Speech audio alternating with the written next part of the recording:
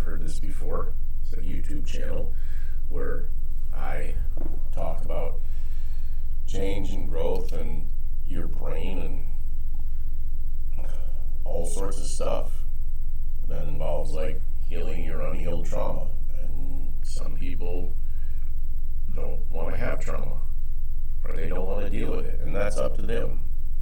You can't change anybody. You can't make someone change. You can give them an ultimatum. You can say, I'm not going to be with you if you don't change. You can say, if you come around me drunk anymore, I'm not going to change. But then on top of that, you have to believe that. You have to be okay with that. You have to be honest with them and yourself. And it's more of like, no, I'm good. I don't want anything to do with you. I'm good. I'm good on fixing your inner child for you, because I can't do it. I can't fix anybody except myself. And that's the fundamental law of what I've learned, is that you are only capable of fixing you. It's not possible to fix anyone else. You can try. You can try to fix your kids. You can try to fix your mom. You can try to fix your dad. You can try to fix your brother. You can try until you're blue in the face.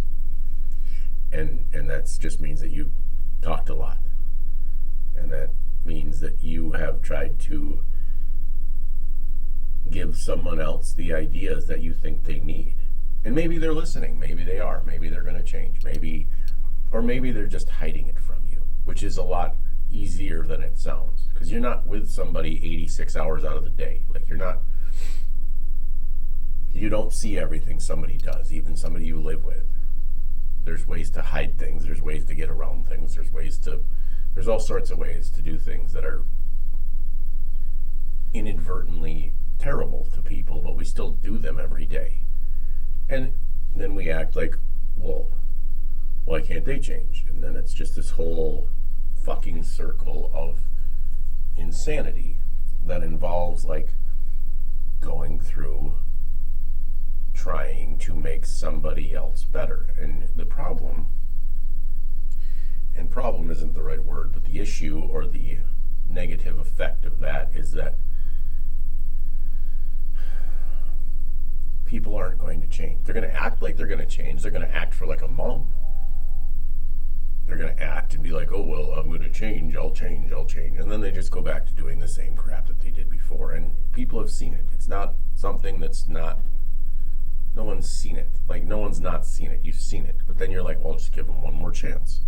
One more chance. We can just have one more chance. One more chance is okay. We're going to have one more chance. One more chance? One more chance.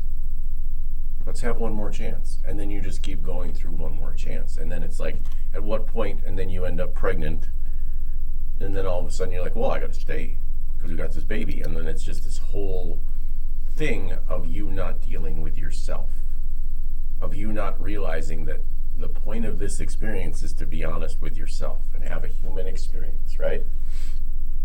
So we're having a human experience, but instead of having an experience, we're trying to make everybody have our experience instead of having our own experience. We're really good at trying to force people into a box of what we want them to be. And over time it wears thin, and that's why relationships get old, and that's why people break up, and that's why if you're together with somebody now, today, for like 15 years, it's kind of like, I kind of don't want to do this anymore. I'm kind of outgrown this, or I've kind of, and it's just like this thing where like we don't want to acknowledge that it's outgrown because we have kids or because we have something going on. Probably a trauma bond is literally what you have going on with that person. And that's okay. That's all right. You can do that.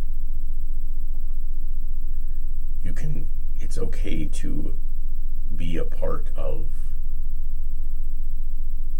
the solution instead of the insanity, because your kids are seeing it. Your kids aren't stupid. They see it.